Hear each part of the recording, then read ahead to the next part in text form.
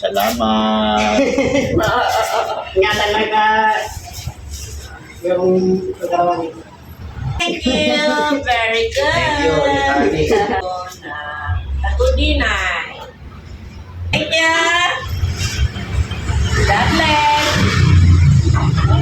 Nga ako sa ating mga ka-idol, no? So mayroon tayo palang rep, no? Na ibibigay natin, donate natin sa simbahan, guys, no?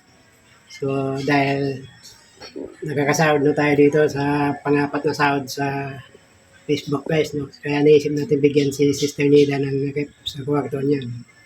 Dahil nag-iisa lang siya doon natutulog, kaya marami siya magamit, no? So ipapakita ko sa inyo, guys. So, para malaman natin kung magkano yung sasaksak natin sa 20.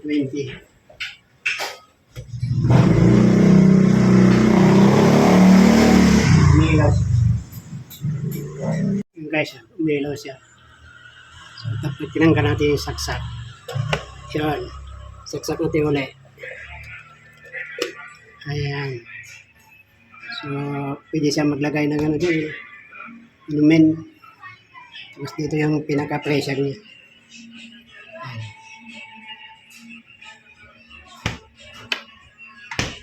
Ayan. Bagong-bago yan, guys.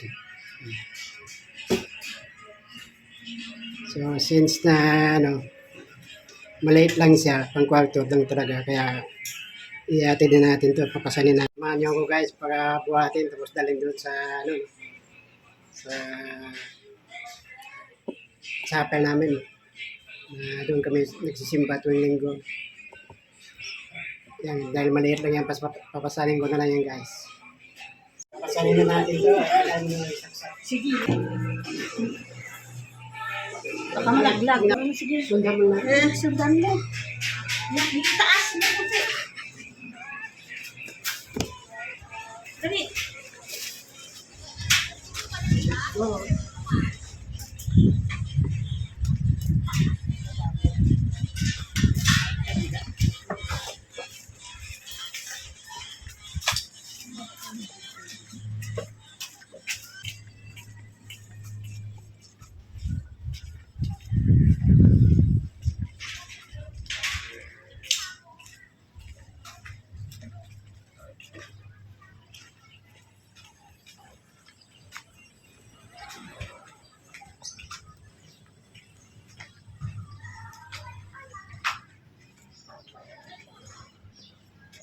Bukas.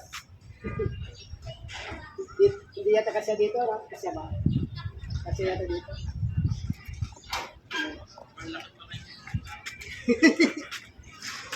Sayang nga ito, bago pa eh.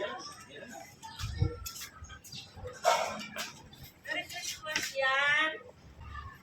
Thank you. Sayang ano niya.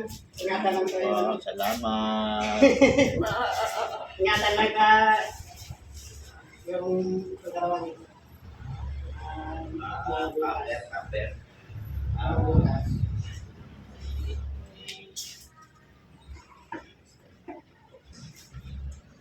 Ano si Sister Nida? Naka-video pa kayo. Thank you. Very good. Thank you, Itali. Ayan.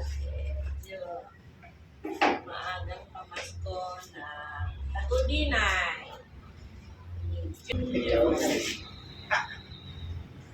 Sana si Ate Nida sa vlog.